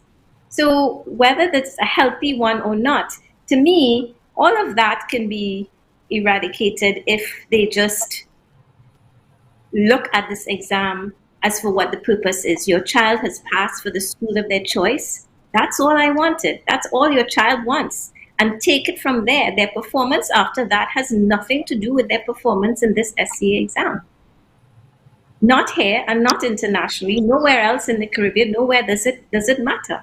ever again. Like you said, is this a competition amongst the children, or is it a competition amongst the adults and the parents? And then the children suffer for the rest of their lives because they are made to feel as though this is a make or break situation. And I've never seen this happen anywhere else in the world except here. You expressed a little disappointment that you weren't notified in what I would call reconfiguration of the placements. Not that you, as you said, that it mattered, right? I'm looking at your notes. Not that it is necessary, but I would like to know what's really happening. So I'm pinning you down on your words since you are evading going down that corral with me. So I'm quoting you verbatim. I would like to know who is that person and how come my daughter, Shushmita Ramsurak, has never been mentioned. Not that it's necessary, but I would like to know what's really happening. And alluding to Felicia's comments, and it is an utter mess! Exclamation mark. So I've trapped you now. You've got to speak on that issue, the utter mess. Yes, the mess. My concern was that here we were not knowing at the very last minute before the week, I think, before the awards were to be given at the president's house, there were two, not one, but two additional students who came up to say one is first and one is second. So in all of that, no one from the ministry thought it of any sort of respect or courtesy to contact me, the mom of the third place owner, to let me know what is happening. For me, it was unfair in that, okay, there were three at the top, labeled at the top, and now there are two additional, came out from nowhere. They were not listed even in the top 10 who were honored on that day we went to the ministry. They were not there at all. So to me, it came out of the blue, and that's when I felt a bit quite disrespected, because if there were two additional people who were moving up to be recognized at the president's house, then there was no mention of Sushmita and her performance. So where, it left me feeling, how should I say, I think mostly very treated without courtesy. Is your charming daughter nearby just for a photo op? Yes, let me just call her from her desk. Sushmita, come a minute, please. She's coming. Thanks. I did plea on your behalf. I appreciate it, and she's on my Christmas list. Here she is. Come. Hi. Hello. Good night. It's good to see you in flesh. Good evening. How are you? Good evening, Sushmita. I'm fine, thank you. How are you? Very good. We had a nice, spirited conversation with your mom. She spoke highly of you. I think you're the closest I may have come to a prodigy. The multiplicity of things you do and still excel academically is just phenomenal. I have a son, his name is Gianni, attends Trimont College. It's a good school. And I think I want to invite you and his mom to come and speak to your contemporary age students to let them know how to balance things and still achieve scholastically, do well in school. For all that is said, it is still geared towards regurgitating to an extent. I do not know if the rate at which an apple falls to the ground by Sir Isaac Newton would help him in the future, but I know critical thinking would. I know a balanced lifestyle would. So that's an open invitation to you and his mom to come to Trimont. And I think you all should go on a school tour and teach parents, and especially your mom, to inculcate in the parents, do not put your children under pressure. And Shushmita, with you standing by her side, you are a personification of that example, that you can do ballet, you can do yoga, I can't remember what you can do. You could probably send it to me via WhatsApp after. All the things that you do in addition to studying. So I just want to congratulate you, notwithstanding all the furor that has happened. Your mom is proud of you. We at Citizens Union are proud of you. And I think tonight is a good night for you to be present on this show with your mom, because you're going to inspire all your contemporary age students who tomorrow and the day after are going to look to you as a beacon of hope and light, that the grade I got doesn't define me as it hasn't defined you. So I took up most of the airtime to avoid you speaking, but you're not going to get off like that. What school are you attending and what are you doing? Well, I attend St. Joseph Convent in St. Joseph, and right now I honestly almost forgot that I placed third in the country in SCA, because it didn't affect me that much. Like, yes, I was proud of myself, but in terms of how I'm doing in school right now, I still try my very, very best, and I don't let that affect how I do. Like, for example, if I don't do well in a subject, I wouldn't compare that to, oh, I came third in the country, I should have done better. I just know that I did the best that I could have done, and next time I could just probably do better. Excellent. Any aspirations post-secondary school? Well, I wasn't too sure about it, but I am interested in physics and astronomy, so I would like to be an astrophysicist or something along those lines. But if not, then anything that comes in my way. And do you know, Sushmita, before you began to speak, I almost interjected to ask if you'll be interested in SpaceX, but I bit my tongue and then you mentioned astrophysics. So I will suggest to you, you go on YouTube, Neil deGrasse speaks very eloquently and in simple language, and of course, the late Stephen Hawking. Once you bite into those two, I think you will be at SpaceX. I don't know why I had that premonition. That's where you should have gone. I wasn't thinking medicine. I wasn't thinking the traditional type path. Not based on how your mom raised you. I didn't see you falling into those niches. So I was correct. And I think you would do well. Neil deGrasse Tyson is brilliant. I mean, he's just fantastic. And the way he explains things, they say when someone can explain a complex topic in a simple manner, they have a very good comprehension and understanding of the topic. And he does. I want to thank you for coming on. I know the stage fright is probably building up and you want to go back upstairs and relax. But thank you so much for coming on. I pleaded with your mom today. We entered a pact, a negotiated pact, and she has fulfilled her pledge to me, and I thank you very, very much. But the offer to go on the speaking tour is open. Please consider it. We invited these gentlemen here, some senior veteran people to interpret what exactly we see. Darren, bring it.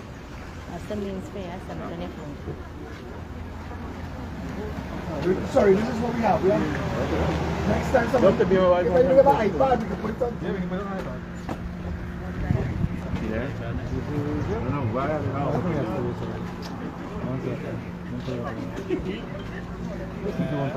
This is what we just.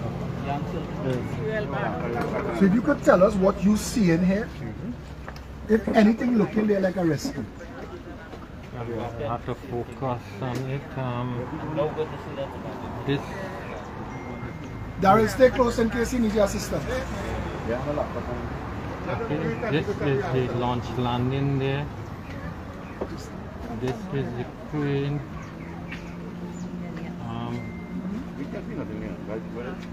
These are the booms. What the crane lifting there? Anybody could tell me? You have some still pictures too, he could show you. By the riser? By the riser? The crane is operating right now? It's just static? No. Nothing's happening there. Nothing is happening right now. But I have seen where you had divers and whatnot. They have nothing. Nothing. Let me see. Yeah, the crane walking. The crane walking? Yeah, like it's hook on. It's just hook on? Yeah, but I just afraid not to move. Oh, yeah. But where the divers and thing there? There's by platform 6, right? Yeah.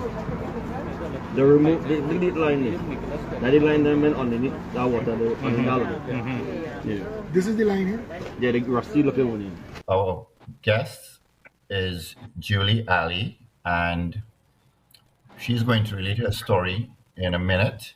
But just to give a brief background, in 2019, her husband was working on a fishing vessel in Sealots, and an incident occurred that resulted in the vessel becoming inflamed, and subsequent to that, her husband was taken to the hospital and he succumbed to the injuries due to extensive burns on his body. So with that, I'm going to introduce Julie Ali, and she's going to walk you through her story, what she has experienced and what she's experiencing in terms of getting past this process with her 2 young children as a single mother, going through the process of working through the issues with OSHA to get some redress at the end of the day, whether it's based on negligence or lack of safety preparedness of vessels operating and persons being employed to do work, and there are no safety standards in place. With that, I would like to introduce Julie Ali. My husband, David Ali, he worked at Sealots Dry Docks. He was a welder. Unfortunately, he got into an explosion. Subsequent to that, he passed away. It hasn't been easy. It's very difficult. Dealing with it emotionally, it's a lot of trauma. This is something that was never highlighted. No news, nothing, no spotlights of anything. It did, however, made a Facebook post. That's how I caught up with it. Subsequent to this tragedy, I was never contacted by any boat owners, nobody. I had to go fishing around to get all of this information that I now have. OSHA, on the other hand, they were unaware of the situation. I had reached out to them 3 days prior to his funeral, and they took up the matter. They did a length of investigation. It's only recent that they gave me this compiled file to hold here. There's a lot of questions that I have, a lot of unanswered questions. I want to know that with this file that they now give me here, where do I go with this? Where is the directive? Julie, sorry. Uh-huh.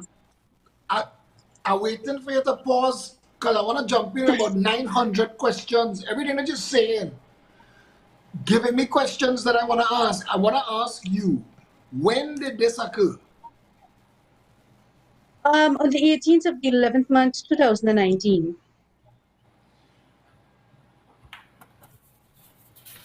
What month is that? November? Yes. 18th of November, 2019. Yes. A boat caught fire in Sealots, and your husband succumbed to his injury. Anybody else or just him? Just him. Just him. Okay. And you saying it never made news? It wasn't covered anywhere? No. No.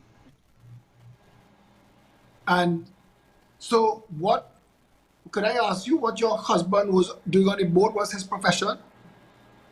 He was a welder. So he was attending to weld a bracket. On the boat? Yes, on the bilge of the boat, which is located on the engine room. And when a spark, it was a fishing trawler. A fishing trawler? Yes. So he was employed as a welder on a fishing trawler that caught fire. Did the fire have anything to do with the welding? Basically, yes. On OSHA's findings, yes. It was a spark that ignited that caused the fire. Okay, I want to tell you, please accept my condolences. I want to say that I hate that this is how lives are treated in my country. And Ian will tell you now that we have this information, and I'm sure he's spoken to you, behind the scenes, when he and I meet, we will see what we could do to address this further. And I just wanted to put that in there because you said it too easily that it almost happened in passing, and I wasn't happy with that because he's a human being and his life should matter, and I wanted that accounted for. Sorry for the interruption. That's what I interrupted you for.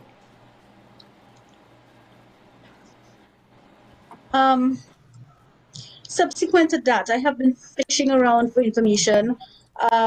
Just happened, he left home, he went to work, and I just got a call that there was an explosion. He was injured. When I got to the hospital, he was already sedated. I never got a chance to speak to him. I was completely lost. I had to gather information. It was terrible. Still is, because I'm dealing with this still day to day. I don't know what else I can say. I don't know. I'm lost. When I did see him, though, I couldn't believe I didn't know who this person was. He was already sedated. He was asleep. He was just lying there, that was it. No answers. Nobody reached out to me. No employer. Nobody. I had to just function, going to the hospital, waiting to find out if anybody would come forward. Nothing like that. And, subsequent to that, the Tuesday, his condition just kept deteriorating. The Wednesday, he took a grafting surgery. And the Thursday morning, I got a call that his condition had deteriorated. And that was it. He was pronounced dead.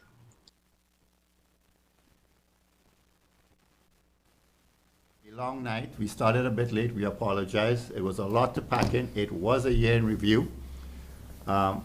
We were just trying to demonstrate the range of things we did, and it was a long show. We do apologize for that, but it was just to demonstrate quietly what goes on behind the scenes.